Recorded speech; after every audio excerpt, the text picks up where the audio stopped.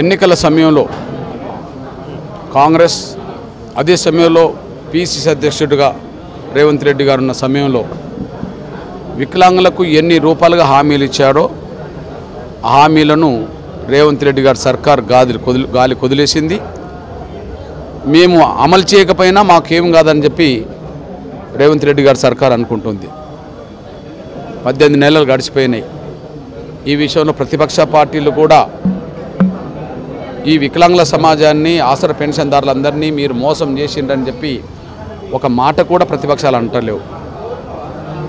ఇట్లాంటి సమయంలో వికలాంగుల హక్కుల పోరాట సమితి ఒకవైపు, వికలాంగుల సంఘాలన్నీ మరొక వైపు, వీరికి తోడుగా ఎంఆర్పిఎస్ యుద్ధ క్షేత్రాన్ని ముందుకు తీసుకెళ్తుంది.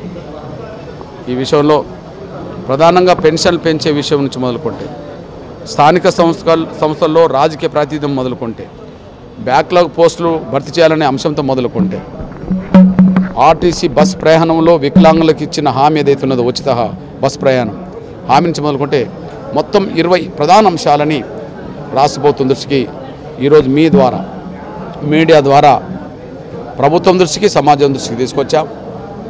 నేరుగా 2 రోజుల్లో సంబంధిత మంత్రి వికలాంగుల సంక్షేమ శాఖను, ఆసరా పెన్షన్దారులందరికీ సంబంధించిన విషయంలో సంబంధిత మంత్రి ఎవరైతే ఉన్నారో అడ్లూరు లక్ష్మణ్ గారు ఈ మధ్యకాలంలో బాధ్యతలు తీసుకున్నారు. ఆయన నోటీసు కూడా ప్రధానంగా 20 అంశాలని మేమందరం కలిసిపోయి ఆయన నోటీసులో పెడతాం.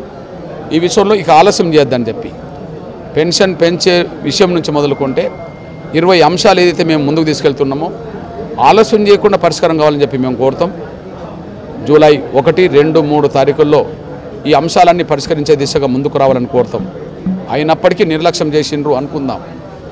ఇంతకుముందు నిర్లక్ష్యం చేస్తే మాకేం కాలేదు కదా, మమ్మల్ని ఎవరు గట్టిగా అడగలేదు కదా, ప్రతిపక్ష పార్టీలు కూడా మమ్మల్ని నిలదీస్తలేవు కదా, ఇక మాకేం కాదని చెప్పి ఇంతకుముందు అన్నట్టుగా అనుకుంటే మాత్రం ఖచ్చితంగా రేవంత్ రెడ్డి గారి సర్కార్ భారీ మూల్యం చెల్లించుకునే విధంగానే తీవ్రమైన ప్రతిఘటన ఒకవైపు నా వికలాంగుల సమాజం నుంచి, వారికి చేయూతనిచ్చే, వారికి అండగా నిలబడే, వారితో కలిసి పనిచేసే ఎంఆర్పిఎస్ నుంచి రేవంత్ రెడ్డి గారి సర్కార్ తీవ్రమైన ప్రతిఘటన ఎదుర్కొనే రోజు అతి త్వరలోనే ఉంటుందనే విషయం కూడా మేము గుర్తు చేస్తున్నాం. ఈ విషయంలో 4వ తారీఖు నాడు ఖచ్చితంగా వికలాంగుల హక్కుల పోరాట సమితి అదే సమయంలో నా వికలాంగుల సంఘాలన్నిటితో ఒక ప్రత్యేకమైన అత్యవసర సమావేశం ఏర్పాటు చేసుకొని ఖచ్చితంగా భవిష్యత్ కార్యాచరణ రూపొందిస్తాం, ప్రకటిస్తాం, ఉద్యమానికి సిద్ధమవుతాం అనే విషయం కూడా గుర్తు చేస్తున్నాను. అంటే ఇప్పుడున్న పరిస్థితులు రాష్ట్ర ఆర్థిక పరిస్థితి అస్సలు బాగాలేదు. దేనికి నార్మల్ డబ్బులు ఇవ్వడానికి కూడా అలాంటి వెల్ఫేర్ స్కీమ్ కూడా చాలా లేట్ అవుతుందని చెప్తా ఉన్నారు. ఇంత ఆర్థిక పరిస్థితి బాగాలేదంటే ఎన్నికలకు ముందు తెలంగాణ బడ్జెట్ పెరిగిందని ఆయన నోటి నుండి అన్నాడు కదా. అటు సూర్యుడు ఇటు మలిసినా, ఇటు సూర్యుడు అటు మలిసినా పెన్షన్లు వచ్చే నెల నుంచి అమలు చేస్తామని చెప్పి నవంబర్లో ప్రకటించాడు కదా. 18 నెలలు గడిచిపోయినాయి కదా, అప్పుడు తెలియదా ఇవన్నీ. రెండో విషయం నేను అంటున్నా, మీరు బడ్జెట్ మీకు ఇప్పుడు సరిపోతలేదని మాట్లాడే మీరు మరి ఎవరైనా ఆపినరా చెప్పండి. మేము రైతులకు ఇస్తున్నామని మీరే చెప్తుండ్రు కదా, మరి వికలాంగులకు, వృద్ధుల, వితంతులకు ఎందుకు ఇవ్వట్లేదు పెన్షన్?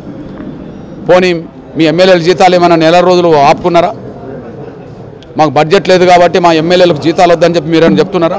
ముఖ్యమంత్రి నెల జీతం తీసుకోవట్లేదా? ఎమ్మెల్యేలు నెల జీతం తీసుకోవట్లేదా? మంత్రులు నెల జీతం తీసుకోవట్లేదా? ఉద్యోగస్తులు, ఆఫీసర్లు నెల జీతం తీసుకోవట్లేదా? వీళ్ళ ఎందుకు ఇవ్వట్లేదు? మీరు ఎందుకు తీసుకుంటున్నారు? అంటే అడిగేటోళ్ళు లేకపోతే మోసం చేసేటోళ్ళను, కాళ్ళు లేని వాళ్ళను, చేతులు లేని వాళ్ళను, నోరు లేని వాళ్ళను, ఓకే కళ్ళు లేని వాళ్ళను మేము మోసం చేయొచ్చు అని ఇంతవరకు అనుకున్నారు. బాగానే ఉంది. కానీ ఇక ముందు అనుకుంటే మూల్యం చెల్లించాల్సి వస్తుంది.